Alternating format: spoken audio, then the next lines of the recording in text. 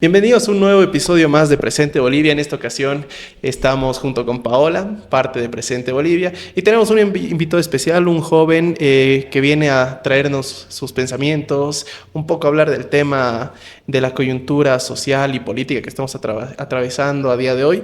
Y para eso quiero que te presentes, por favor, así que mucho gusto y bienvenido. Bienvenido, Alan. Bueno, muy buenas a todos. Mi nombre es Alan Aguilar. Soy actualmente estudiante de la carrera de Ciencia Política y Gestión Pública y tal vez en esta entrevista voy a dar una perspectiva más políticamente incorrecta, tal vez diferente de lo que se ha visto, ¿no? Sobre todo este tema de la validación de la democracia y si es un sistema efectivamente posible y que si se puede o no mejorar. Y bueno, eso, chicos. Bueno, hola a todos los que nos están viendo. Yo les quiero dar un poquito de contexto. Así es. Nosotros lo conocimos a Alan porque, bueno, la UMSA, especialmente Natalia Guerreros, nos hizo una invitación al equipo de Presente para ir a ver su proyecto de las ODS. Ya salió un episodio al respecto para que lo vean. Y bueno, hemos visto una intervención muy interesante de Alan. Lo que más me llamó la atención personalmente, seguramente Arturo dirá lo propio, es que tú dijiste que en algún momento tuviste una participación político partidaria, pero que terminaste muy decepcionado. Entonces me gustaría que nos cuentes tu experiencia. Presente Bolivia es un proyecto de jóvenes que se sustenta con el financiamiento de nuestro propio bolsillo. Si te gusta nuestro trabajo, escanea el QR y déjanos una donación para que podamos seguir creciendo. Bueno, sí es verdad, tuve una participación política en un partido. Me reservo al decir el nombre del partido, pero lo que yo vi dentro es que en las bases, que es lo que más se conoce esto en democracia, como la gente que está abajo del todo de esa jerarquía político-partidaria, entraba muy ilusionada por obtener un cargo en primera instancia. Había una parte que quería obtener un cargo y había otra parte que tenía esa ilusión de querer llevar sus ideas al culmen de lo que es el gobierno, ¿no? A que se haga una política pública en base a sus ideas y que se plasme en la realidad boliviana. Y esa gente, de forma un poco ingenua, creía en estos políticos de más alto cargo. Entonces, ¿qué hacían? Ellos sacaban tiempo y dinero para aportar al partido y participar en los actos, en los mítines, en algunas redes también, compartían algunos medios audiovisuales, fotos, yo qué sé, post en la calle colando los textos, los afiches. Y cuando esta gente se dio cuenta de que no podía surgir sus ideas en ese proceso, pues salía muy decepcionada. Algunos se quedaron, insistieron, inclusive reclamaron porque dijeron que los estaban como estafando al no poder escalar en este partido, ¿no? Y yo lo vi un poco de lejos porque como era joven tampoco se me tomaba muy en cuenta. De hecho, mi hogar era la casa de campaña, ¿no? Donde yo vivo.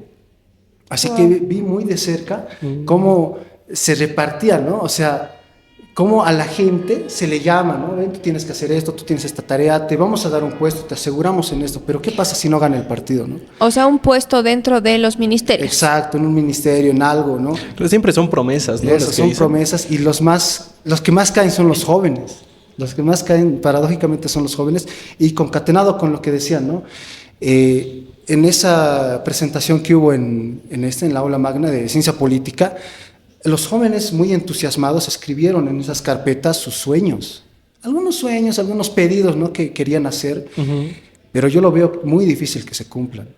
Veía pedidos como que queremos trabajo, pero ¿qué tipo de trabajo? ¿O quién te impide que obtengas ese trabajo? Ahí es la cuestión. O sea, yo esa parte la criticaba, tal vez, no sé si lo han visto, se me ha cortado en la intervención cuando yo lo estaba desarrollando, nos dieron 1 minuto y medio, entonces yo decía, ¿cómo podemos pedirle al Estado o al gobierno que nos dé empleo si ellos son los que principalmente nos cooptan las fuentes de empleo? Entonces, es ya más largo de explicar porque tenemos conceptos como el salario mínimo que están imbricados en lo que es la política económica boliviana, que impide justamente a los más jóvenes entrar en un puesto laboral, porque los jóvenes no pueden cobrar un sueldo alto porque no tienen experiencia, tienen que comenzar desde lo bajo. Entonces, el gobierno impide por esa parte. Luego están las leyes laborales, que también son un estorbo más, por así decirlo, para que se contrate a los jóvenes. Y ahí yo tengo otra pregunta también. Sí. Es muy interesante que tu casa haya sido una justamente a la casa de campaña. Y bueno, podemos ver que igual muchas personas, creo que en todos los partidos, a veces entran justamente porque quieren un puesto, ya sea dentro de un ministerio si es que llega a ganar el candidato, también en la asamblea legislativa con los candidatos parlamentarios que han sido electos. Pero sí, tú mencionas que había dos tipos de personas. Aquellos que querían un puesto, creo que dijiste que era evidente que querían un puesto y solamente por eso estaban ahí, y otros que querían plasmar sus ideas más allá de un puesto o no. Sí. Pero yo sí quisiera que nos digas la realidad detrás de los partidos, de qué tan en cuenta toman las ideas, porque inclusive para un candidato podría ser muy, yo creo, hasta algo muy bueno que alguien diga, yo no quiero nada a cambio, solo que escuchar mis ideas y te sumo. Tal vez hasta tenían capacidad de plasmar algo muy interesante dentro del Parlamento. ¿Qué pasaba específicamente con ellos? A ver, los que tenían ideas eran muy pocos en realidad, porque los de arriba sabían que esas ideas no se iban a cumplir. Ellos agarraban esas ideas como base de su partido, porque un partido tiene que tener ideas, tiene que tener ideología. Pero ¿qué pasa cuando llega al poder, cuando llega al Estado? No las puede cumplir. ¿Y por qué o sea, ellos sabían que no se podían hacer porque no se podían cumplir acá adentro o porque no les interesaba? Porque la política es así. Para que uno gane, tiene que perder otro. Entonces ellos no podían contentar a todos. Sus ideas generalmente son, vamos a beneficiar a todos. Vamos a hacer que todos tengan las mismas condiciones, ¿no? Por ejemplo, en economía, lo que estábamos hablando, que todos tengan un acceso a un trabajo seguro y no precario, pero eso no se puede lograr porque va a haber gente que tiene que perder, lastimosamente, en esta condición que nos encontramos, ¿no? O sea, vamos a tener que ver gente ¿cómo decirlo? O sea, gente que va a tener que salir del Estado. Claro. Para que se fortalezca el sector privado y ahí se entren esos jóvenes que de verdad quieren trabajar. Pero las ideas de los que sí entraban con esa ilusión, pues no se terminaron por cumplir, porque los de arriba no querían que se cumplan. Y tú, bueno, Alan, nos estás comentando que has estado haciendo campaña, has visto más de cerca cómo es este movimiento del estar haciendo campaña, ¿no? Día tras día. ¿Cómo ves o cómo los tratan más que nada los jóvenes? Tú que mencionabas que habían bastantes jóvenes que se acercaban con muchas ilusiones y esperanzas probablemente. ¿Y cómo es el trato de la gente hacia los jóvenes? ¿Se los toma en serio? Claro, se los toma en serio, se los toma en cuenta, escuchan su participación, su voz. No, la verdad es que no. Si eres muy joven, te van a usar como masa, te van a usar como justificación para su partido. Tienes que ganar experiencia, tienes que ganar inclusive esa confianza de la gente que está en los más altos cargos para que recién te tomen en serio. Porque un joven es desechable, lastimosamente es así. ¿Los más altos cargos te refieres a los voceros tal vez o cuáles? Los voceros, los asesores, están también... ¿Los candidatos? Los candidatos, exacto, porque ellos tienen gente detrás que tienen que hacerles el marketing. Entonces, los jóvenes son los que se especializan en eso y muchos no cumplen las expectativas y se los desechan. Y entran otros que tal vez son mejorcitos y se quedan. Pero en general, en la gran generalidad, no se los toma en serio a los jóvenes. Y bueno, eso, o sea, yo creo que es una ilusión decir que todos los jóvenes valen lo mismo en la política. Fuera de eso, yo creo que valen muchísimo, son el futuro de este país, muchos ya son el presente, pero creen que mediante la política pueden salir adelante y lastimosamente creo que esa es una ilusión la cual nos hacen vivir.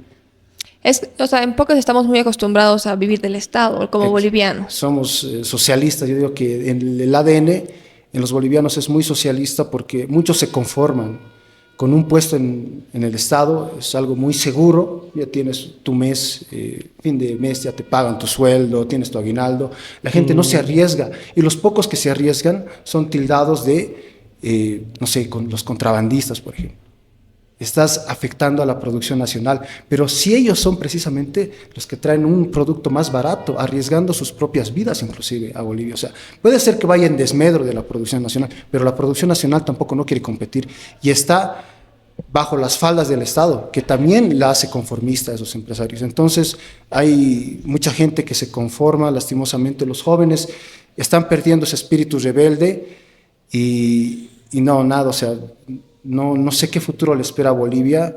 Si los jóvenes migran, muchos decepcionados, como decía, va a haber decepcionados si es que no se cumplen muchas de las cosas que demandan. ¿Y en qué va a quedar? La gente en Bolivia también no está, estamos en medio, digo, en un rango etario, ¿no? Creo que es casi 50-50, 40% de los jóvenes representa el padrón electoral, si no me equivoco. Entonces, veamos, ¿no? ¿Cómo va eso? Si los jóvenes se quedan o se van. Ahí me gustaría mucho ya ingresar un poco más al tema político y que nos des tu perspectiva de cómo ves el entorno político dentro de Bolivia, por lo menos en estos últimos años. ¿Realmente tú puedes decir que se hace una política verdadera o como escuchamos en las calles es politiquería, más al contrario de lo que se hace acá? Desde la perspectiva juvenil, desde tu perspectiva, ¿cómo ves el tema? Ahí añadiendo, yo creo que es correlacionado a mi pregunta que te voy a hacer. Tú decías que a los jóvenes se los solucionaba mucho con trabajo dentro de la campaña. Cuando no se les ha dado evidentemente fueron ilusiones falsas y ellos se dieron cuenta de esto. ¿Cuál fue su actitud al respecto? ¿Llegaron a tener tal vez un resentimiento contra el partido? ¿Su perspectiva sobre la política ha cambiado? Porque eso es muy importante también. Ya, sí. Voy a empezar con tu pregunta y luego con la de Arturo. Adelante, adelante. Sí, cuando ellos se decepcionaban, tenían como que, bueno, a lo poco que yo he visto, porque como yo dije, yo no estoy viniendo aquí a representar absolutamente a nadie, yo vengo a mi nombre, Alan. Súper. Yo no represento a ninguna organización, ni siquiera a la universidad. Aquí estoy viniendo en términos personales. Y muchos jóvenes que yo he visto salen tan decepcionados que ya no quieren participar en la política, ni siquiera en el voto, o sea, les vale, ¿no? Si les van a sancionar, no quieren saber absolutamente nada cuando ven una noticia, se buscan la vida de otra forma. Cuando les hablan de política en la mesa, ellos giran la cabeza, o sea, salen muy desilusionados. Muchos muy desilusionados, muy dañados, yo creo, por esa ilusión que se les ha metido y que es muy difícil recuperar eso. O sea, cuando a un joven le haces eso o sea, cuando eres joven se te queda y cambiar eso es complicado. Entonces, yo lo veo así. Y con lo que decía Arturo, la politiquería y la política, yo creo que es lo mismo. Yo creo que solo hay una forma de hacer política, que es la política, como decían los chinos, que es la capacidad de mentir sin ponerse sonrojado, ¿no? Sin ponerse colorado. O sea, que es una política así, de frente. Te intentan vender una cosa y por detrás hacen otra, ¿no? O sea, politiquería yo le diría que es a los que no conocen mucho de qué van o la política, creen que es lo bueno, creen que puede solucionar la vida de la gente. Ellos llaman politiquería a la verdadera política. Yo creo que es lo mismo. También con esto de la guerra sucia, que creo que va también, que encaja. No hay guerra sucia, simplemente hay guerra. En la guerra, en la política, no hay reglas. Todo vale. Todo vale, lastimosamente, todo vale. Y bueno, ahí cómo se van haciendo, ¿no? Sus difamaciones, cómo van trayendo candidatos de otros partidos que se venden. Porque, por ejemplo, en esto de Rodrigo Paz, su anterior candidato a vicepresidente era el señor Careaga. Samuel Doria Medina se lo jala para senador, para candidato a senador. Y entonces, ¿a qué se debe eso? Yo creo que es a que se vendió al mejor postor, ¿no? Claro, es claro. Creo que sí. Otra vez, Careaga lo veía más asegurado el puesto de senador que de vice de Rodrigo. Exacto. Ahora Rodrigo está con un candidato, yo creo que cada vez que habla se está sepultando a sí mismo.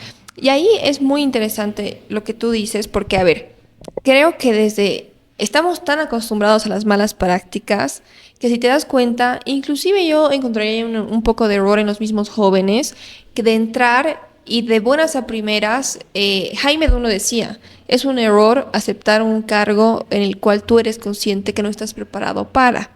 Entonces, es una responsabilidad también hasta intelectual tuya saber que a través del cargo que te están ofreciendo no estás a la altura de. Y como tú le decías, todos tenemos que aprender desde abajo, aprendiendo desde abajo a ganar experiencia.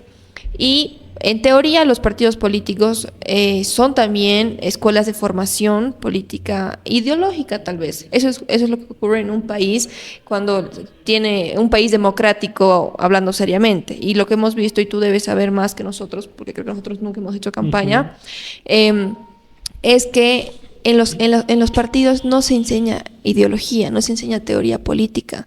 Y tú como politólogo, cuasi politólogo, seguramente sabes que en otros países forman a los jóvenes y así es como ellos logran tener un puesto. No, ven a hacer campaña por mí, ven a hacerme ganar números y después te desechan. Entonces, quería saber qué opinas de eso, si tal vez en tu experiencia han enseñado algo, los capacitaban de algo a los jóvenes o no.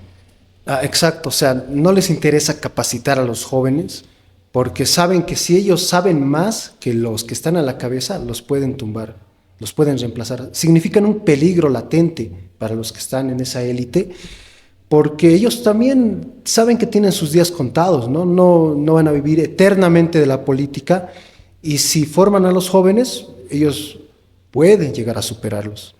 Y también es cierto cuando decías que no se forma en base a ideología ni en base a teoría, simplemente se les dice que vayan a hacer tareas cotidianas que se hacen en una campaña, tienen que hacer los mítines, como lo decía hace un momento, y bueno, se los utiliza así. Y desde la teoría, por eso se les critica a los partidos políticos que han perdido la ideología. Gramsci tiene un libro que es El Príncipe Moderno, donde dice, ¿quién es el príncipe moderno? Son los partidos políticos. Ya no es el rey, ya no es el monarca, ya no es el príncipe, son los partidos políticos. Entonces, en estos partidos políticos tiene que haber obediencia, jerarquía, ideología, y se está perdiendo, eso se mantiene, perdón, lo que se está perdiendo es esa formación se está perdiendo. Y hablando de ideologías, me gustaría mucho que nos comentes, Alan, ¿cuál es tu ideología política? Bueno, yo antes, cuando militaba en ese partido, era un poco más socialista, podría decirse. Ya. Luego he pasado por una etapa liberal demócrata, y ahora yo estoy estudiando mucho lo que es el anarquismo, porque me parece una corriente más coherente y más purista, ¿no? No se va por las ramas, critica al poder, critica al gobierno, plantea la eliminación total y absoluta del Estado, porque cree y quiere que no exista un sometimiento desde las partes más altas, ¿no? Económicas o políticas. Y bueno, yo dejé el liberal democratismo porque veía lo que decías, ¿no? A la gente ya no se le contrata porque sabe, sino porque me está haciendo favores. Entonces, en una democracia no se escoge al mejor, se escoge al hombre común, como estamos viendo con Lara. Entonces, ¿qué nos puede ofrecer el hombre común? El hombre común nos va a ofrecer más de lo mismo, lastimosamente. En estas elecciones 2025, recuerda votar de manera consciente. Esto implica reconocer la importancia de tomar una decisión que durará 5 años. Infórmate sobre los candidatos y sus propuestas de gobierno. No difundas información no verificada. Vota consciente y construyamos un país del que todos los bolivianos estemos orgullosos. ¿Qué opinas vos de la aristocracia, el gobierno de pocos, pero de los mejores, de los más capacitados, en base a tu pensamiento, tal vez en base al anarquismo, tal vez en la trayectoria de estudio que has tenido viendo tanto temas de socialismo, de liberalismo? Ahí tal vez se puede explicar para los que no saben un poquito de aristocracia. ¿Qué es? Los aristoi, ¿no? Se le dice los mejores, que es un grupo selecto que, a diferencia de los tecnócratas, ellos tenían virtud y valor, aparte de sapiencia. Ellos eran un conjunto de gente muy avanzada intelectualmente, que eran asesores al mismo tiempo del monarca. Esta gente tomaba decisiones como consejo, no era un poder unívoco como el monarca, y yo lo considero también que es una alternativa buena a una democracia. Yo estoy también, muy decepcionado de lo que es la democracia actual. Creo que no es un sistema bueno de gobierno. Me arriesgo a decir que ni siquiera es el mejor al que podemos apuntar, porque tiene muchas falencias y la gente no las ve. La gente idolatra la democracia, la quiere mejorar, pero no ve sus errores. Eso es lo que me preocupa, porque quiere mejorar algo sin criticar. Entonces, ¿a qué vamos a llegar? ¿Vamos a seguir en lo mismo? No, pero ahí yo creo que hay que tener un poquito de cuidado porque, claro, la aristocracia igual es un gobierno de pocos, se supone que de los mejores, pero es que igual ahí falta un poquito que es la alternancia del poder, que creo que no hay que separarnos de eso. Porque yo creo que en una democracia sana hay una alternancia de poder. Por ejemplo, algo que se podría hablar y traer a la mesa en la discusión de política es que, por ejemplo, en Argentina, ¿qué pasa? El gobierno entra con un parlamento y a los 2 años cambian a nuevos parlamentarios. Entonces existe esa renovación, digamos, de gente que te puede cambiar el aspecto político como gobierno, digamos, a favor tuyo o en contra.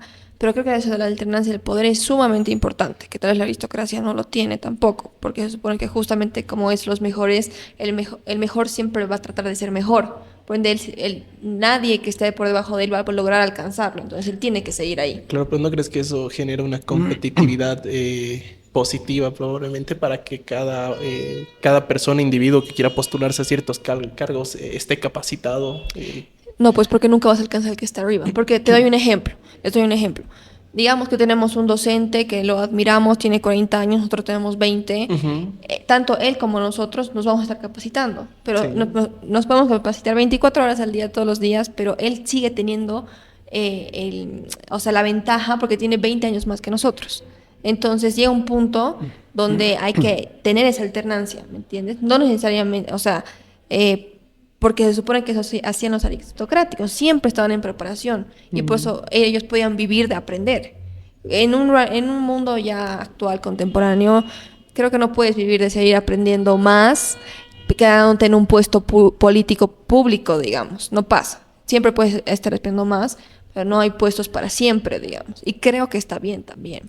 A ver, eso tiene que ver con cuánto y quién gobierna. Cuando decimos aristocracia, es quién gobierna, ese conjunto.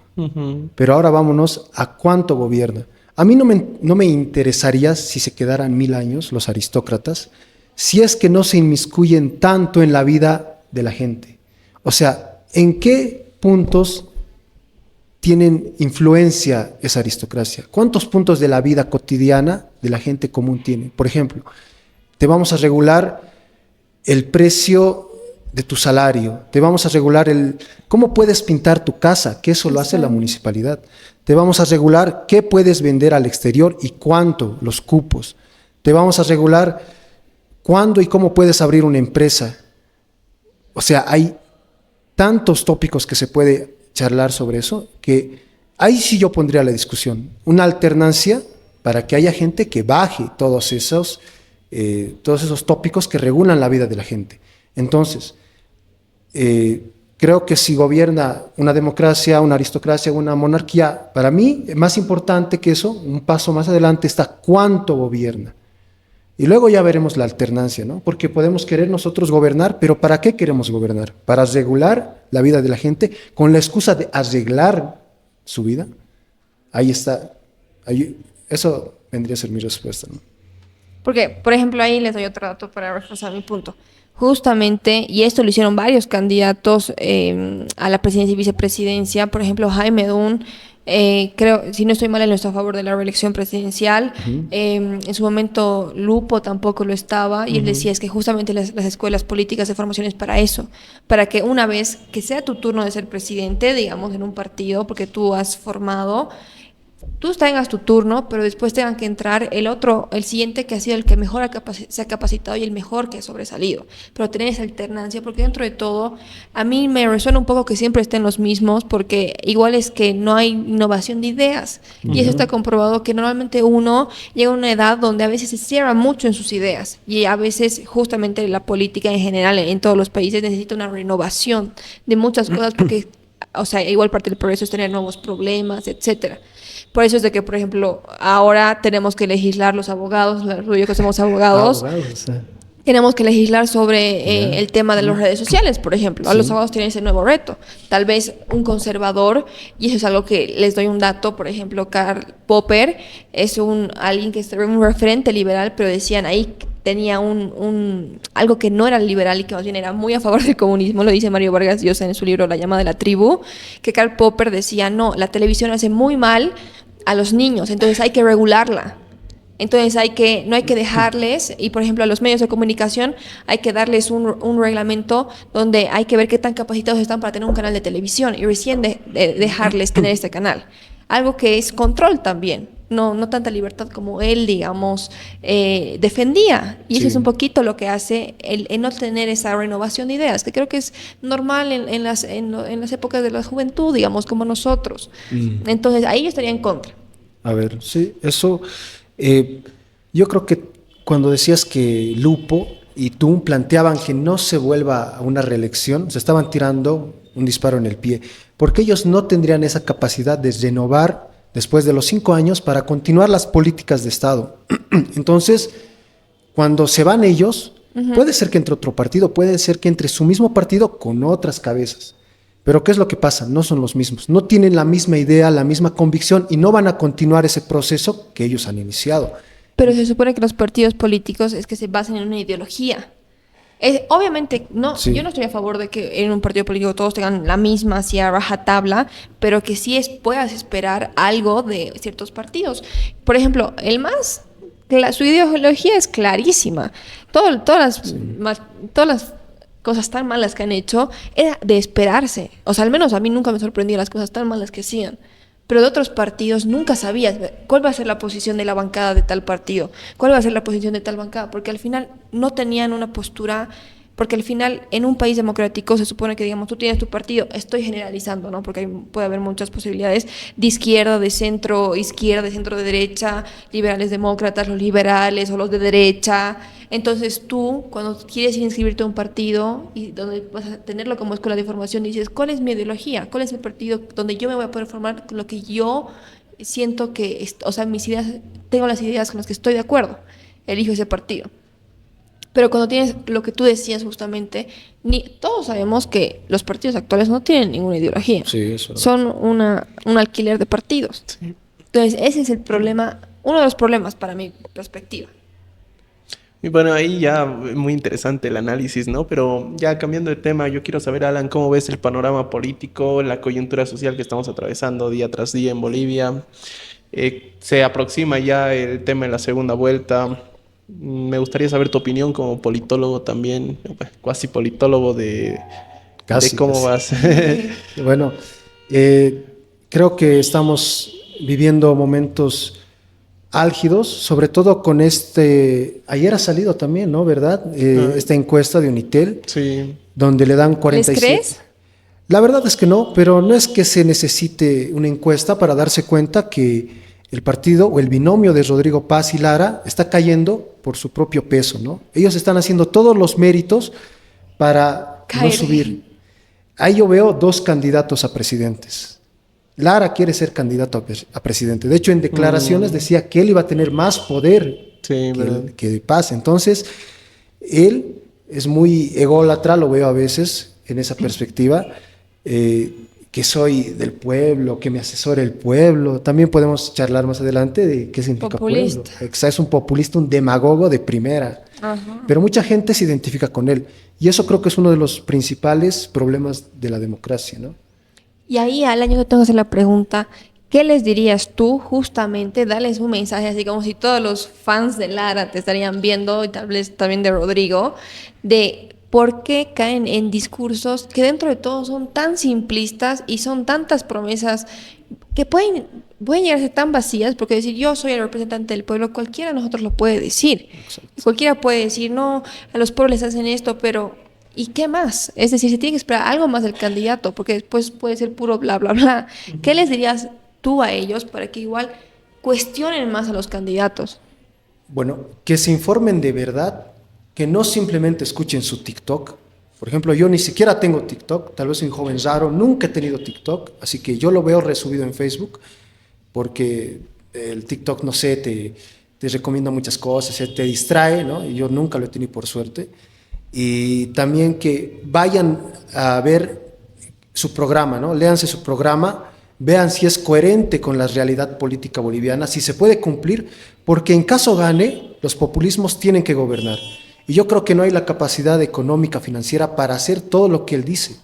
Entonces, ¿qué va a pasar con las juventudes del PDC? Que, por ejemplo, en el Alto yo les he visto que están surgiendo de otros partidos. Yo creo que son un reciclaje de otros partidos. Se van a decepcionar y ellos van a decir lo que decíamos hace ya unos minutos. Tú me tenías que hacer realidad de esto que te pedía. Entonces va a ser una culpa compartida por el joven que no se ha informado lo suficiente y el político que también le ha mentido. Entonces los laristas creo que son gente muy entusiasmada. También hay mucha parte del MAS, eso es verdad. Hay un senador que es abogado, que es muy cercano a Maximiliano Dávila, que Tuto le dijo que es narcoabogado, ¿no? En parte es verdad, porque es su defensor y estaba cerca de alguien que es del movimiento al socialismo. Entonces, los jóvenes que creen en este binomio tienen que informarse lo máximo posible para no estar decepcionados, ¿no? Eso es cierto. Súper. ¿Cómo ves el tema de... ¿Qué opinas vos más bien al respecto de Rodrigo Paz? Sabemos muy bien que hay mucha gente de Tarija que no lo quiere, por no decir la mayoría, por ejemplo. Y ahí es donde salta Lara, ¿no es cierto? Diciendo que él es el... ¿Cómo se dice? Él es el... La garantía. Él es la garantía, La correcto, él es la garantía. Y ahí me gustaría también, antes de darte la palabra, acoplar con el tema de lo que ellos prometen, ¿no? El tema de, bueno, viendo un panorama económico, estamos nosotros atravesando una crisis económica, la cual probablemente puede llegar a un poquito más fuerte una vez que culminemos este año. Y las promesas de, por ejemplo, el salario, el bono dignidad, creo que es bono sol de 2.000 bolivianos. Es imposible. Y luego el mismo Lara lo aclaró y dijo, bueno, vamos a empezar con 500 bolivianos y después vamos a ir subiendo poco a poco. Ahí te das cuenta, pues, que es solo una y decir las cosas por decir. Exacto, es simplemente para ganarse la confianza o el voto de la gente, probablemente llegando y tocando, qué sé yo, los sentimientos, el corazón de la gente, ¿no? Pero bueno, ¿tú qué opinas sobre Rodrigo Paz? No, Rodrigo Paz es un político profesional, como lo decía Harold Laswell, es un político que ha vivido siempre en ese ámbito. Desde el 2000 ha estado como alcalde, concejal, luego está alcalde, ha sido diputado de otro partido, no de Comunidad Ciudadana, luego ahora es senador, es alguien que conoce cómo se maneja el Estado desde dentro. No creo que sea alguien ingenuo políticamente, porque le está intentando dar ese equilibrio a su binomio. Él quiere ser como la garantía, no como Lara, sino la verdadera garantía. La verdadera garantía de sensatez. Así es como lo veo yo, un político más relajado, aunque a veces tiene sus desaires, pero sí, en Tarija no lo quieren, porque hizo cosas terribles. ¿Cómo? Es un mástil de 5 millones de bolivianos en el centro de Tarija. O sea, esos recursos podrían haber ido para otro tipo de cosas muchísimo más importantes. Creo que en Tarija falta algunos lugares donde no tienen saneamiento básico, puede ser para eso. El puente también, porque es el cual está enjuiciado. Entonces en Tarija es verdad que no lo quieren mucho. No ha ganado, de hecho, en Tarija, ¿no? Sí, no, chicos, no. ¿Quién ha ganado? ¿Tuto? No, primero estaba Samuel de Medina, segundo Tuto y tercero Rodrigo. Ahí la respuesta. Pero ahí hay que hacernos preguntas de fondo. Yo no estoy a favor del caudillismo. Creo que creo que nadie no sé. Creo que las personas que lo aceptan no lo hacen sabiendo los peligros de un caudillismo. Alguien que sabe los peligros del caudillismo creo que no estaría a favor siendo sensatos. Pero lo que yo sí te quiero preguntar es que, a ver, yo creo que Bolivia tiene un problema social muy fuerte.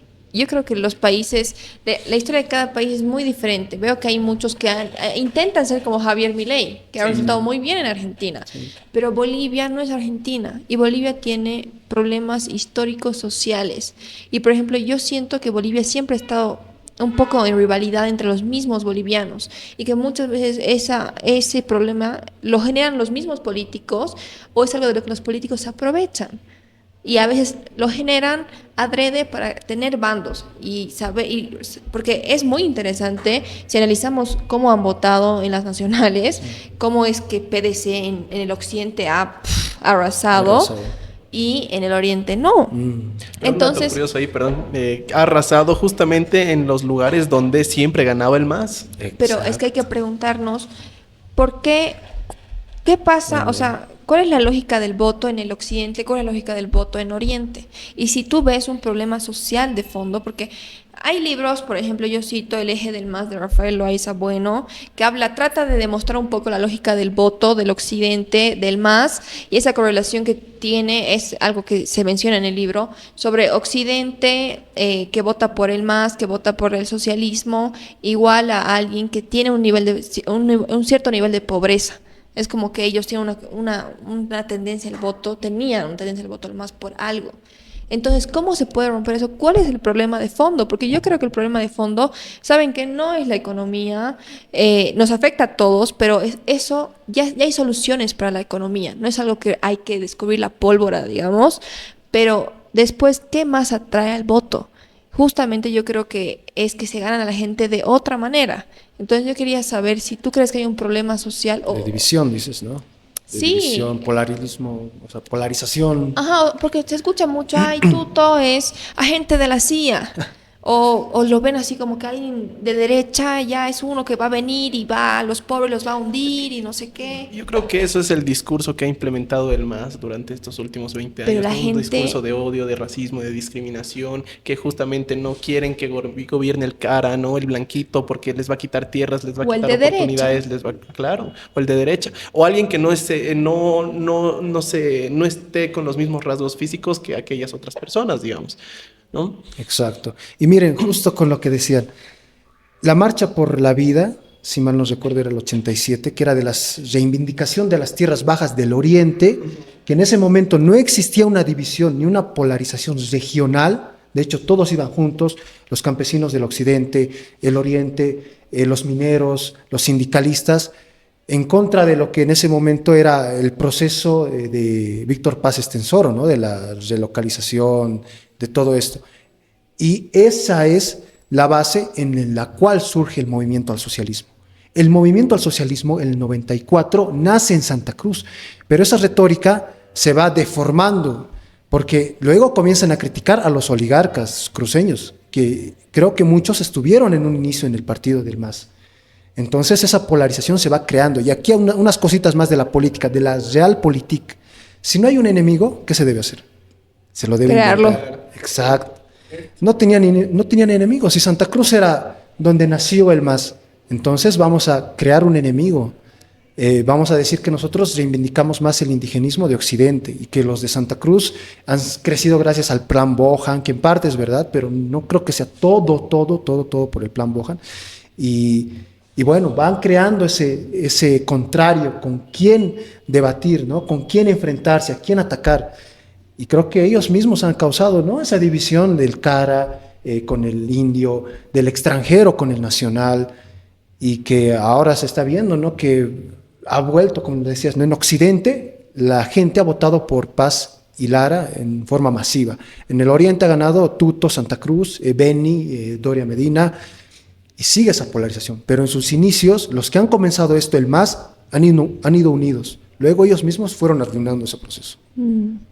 Perfecto. No sé si Arturo tienes una pregunta más. Sí, para ir ya culminando este episodio, me gustaría mucho que hablemos un poquito del tema que nos unió en esta ocasión, que es ese evento que se realizó en el auditorio, en el aula magna de Ciencias Políticas. En la Me deben UMSA, ¿no? un debate de eso. Así es, y vamos a tenerlo muy pronto. Pero me gustaría saber más que nada cuál es tu opinión al respecto. Nos estabas comentando detrás de cámaras que tú fuiste invitado a ese lugar. No sé si nos puedas comentar un poco de cuál fue tu perspectiva, qué opinas de esos chicos de ODS, en general lo que han hecho, ¿no? El proyecto que han hecho, recaudar los comentarios, intereses y preocupaciones de los jóvenes y de la gente en general, ¿no? Bueno, me pareció un proyecto interesante. Yo no tengo absolutamente nada en contra de ellos. De hecho, me parece loable la acción que hacen con sus propios recursos. Ellos se la juegan, van a los departamentos, recaudan esos pedidos de los jóvenes. Entonces, me parece una iniciativa muy buena por parte. Pero otra cosa es que yo no estoy de acuerdo, por ejemplo, ODS, que es Objetivos de Desarrollo Sostenible. Yo tengo una crítica ahí muy feroz contra esta imposición de la Agenda 2030 que va enlazado a eso, del medio ambiente. Ojo, yo no quiero decir que a mí me gusta un ambiente sucio, yo reciclo por mi cuenta, cuando puedo yo no uso también el transporte público, prefiero trotar, correr. Pero otra cosa diferente es que mediante el Estado y organismos no gubernamentales supraestatales, o sea, de otros países, te impongan qué tienes que hacer, que tienes que transitar a energías supuestamente limpias cuando se sabe que los paneles solares están hechos de aluminio y el aluminio al degradarse contamina muchísimo. Y aparte de que son muy caros, no le podemos imponer a los campesinos del occidente que quieren hacer crecer sus sembradíos que transiten a unos paneles solares porque son caros. Ellos ni siquiera tienen un tractor a gasolina, siguen con bueyes y queremos que transiten. Eso se ha visto en España, por ejemplo, el año pasado con esta marcha de los tractores, ¿no? El tractorazo. Entonces yo en eso sí tengo una diferencia muy clara, muy marcada. Creo que es una imposición y una forma más de regulación del Estado que esto más a nivel global, ¿no? Un Estado que lo controle todo, y esto, la experiencia de la pandemia ha sido una forma clara de lo que querían hacer, ¿no? Encerrarnos a todos, usemos barbijo, que no nos comuniquemos, y mucha gente ha caído en depresión. Y eso, yo estoy en contra de eso, pero no de los jóvenes. Me parece muy bueno que hagan sus iniciativas, de hecho enriquecen el debate político. Exacto, pero yo me diferencio. Y yo, si te has dado cuenta, porque Arturo igual estaba en ese episodio con la Nati, yo le decía, dentro de todo tu proyecto, la iniciativa que tuvieron, es tan loable como vos lo decías, e inclusive tiene una muestra considerable de 1.224 jóvenes, que no es cualquier cosa, pero a la vez yo lo veía vacío de los principios de la ODS. Simplemente creo que fue, tal vez porque su iniciativa es ODS, pero dentro de este cuestionario que hicieron, esta investigación, no tenía nada que ver. Yo tampoco estoy a favor de la Agenda 2030, pero creo que, no sé, ya les estamos dando un adelanto al próximo episodio, pero justamente yo igual creo que ciertos objetivos, por ejemplo, yo estoy de acuerdo con la paz de la ODS, creo que eso es algo muy objetivo, bueno, pero hay otros que tienen pura agenda política ideológica, claro, igualdad de género, izquierda. Ajá. Sí, el medio ambiente con sus matices igual, como tú dices, no es que no importa el medio ambiente, pero la forma en la que lo plantean es un poco ideológico de cierto lado, pues inevitablemente. Pero ahí hay que hablarlo con la Nati, porque somos dos que no estamos de acuerdo. Arturo, no sé si somos tres, no estoy de acuerdo con la Agenda 2030. Pero y hay que ver por qué la Nati le ha surgido desde ahí, digamos. Porque yo creo que lo que hizo no tiene nada que ver, y por eso me ha gustado. Porque si ya tendría que ver algo con las ODS, creo que no me hubiera gustado. Así que lo dejamos para el próximo podcast. Exacto, gracias. Eso, chicos, y bueno, no sé, una pregunta, una despedida. Con eso ya vamos a culminar para dejar el spoiler para el nuevo episodio que te vamos a invitar. Nuevamente agradecidos contigo por aceptar la invitación, por estar con nosotros, compartir en este ambiente donde es un espacio de diálogo juvenil, donde tratamos de dialogar, buscar y resolver también muchos temas y construir a través del diálogo el país que queremos ser, ¿no? De esta manera también, Pau, no sé si quieres algunas palabritas antes de despedirnos. No, mil gracias, Alan. De verdad que nosotros, tanto Arturo como yo, le hemos invitado porque nos ha encantado cómo has hablado en el evento. Tienes cosas muy interesantes que decir. Sobre todo, creo que eres lo que justamente dices que le falta a la juventud. Una juventud crítica que se anime más, y que hayas contado un poco tu experiencia. Igual dentro de todo, dentro de esta política, mucha valentía. Entonces, nada, bienvenido al podcast, y de verdad que ya va a estar prontito en otro episodio, en otro debate. Así es, bueno. Bueno, chicos, muchas gracias, ¿no? Y aquí estamos viendo cómo desde la iniciativa joven y privada, sin financiamiento público, funcionan mejor las cosas, ¿no? Estamos en un espacio lindo donde te dan esa capacidad de expresarte mucho más amplio, ¿no? En esta invitación por la cual ellos me conocieron, solo tuvimos 1 minuto y medio de intervención, o sea, 3 minutos eran 2 rondas, y cuál no se podía expresar, ¿no? Y decían, paradójicamente, que este era el espacio donde los jóvenes podían hablar. Entonces, nada, chicos, muy agradecidos de que me den la voz, gracias, agradecidos eternamente, y espero el debate, ese intercambio con Nati. Se va a hacer. Ya hemos quedado. Sí. Bueno, es de esta manera que nosotros culminamos un episodio más de Presente Podcast. Agradecemos a todos los que se quedaron hasta el final, y recordarles que nosotros estamos grabando en instalaciones en ambientes de Café El Parlamento, un lugar histórico que tiene mucha historia dentro de la ciudad de La Paz. Al mismo tiempo, invitamos a todos que vengan a servirse un cafecito, uno de sus ricos sándwiches o muffins, que usando el código de Presente Bolivia tendrán un descuento del 10% en cualquiera de sus consumos. De esta manera nosotros terminamos y nos vemos en una próxima. Muchas gracias a todos por vernos, y gracias, Alan. Este episodio es traído a ti por Presente Bolivia, un proyecto social liderado por jóvenes, con la misión de brindar espacios de diálogo y opinión que empoderen a la juventud boliviana en los ámbitos social, político y cultural, con la finalidad de construir una Bolivia próspera. Somos un medio completamente independiente que apunta a la imparcialidad, el apartidismo y acercarnos lo más posible a la verdad. Gracias por quedarte hasta el final, y no dejes de escuchar.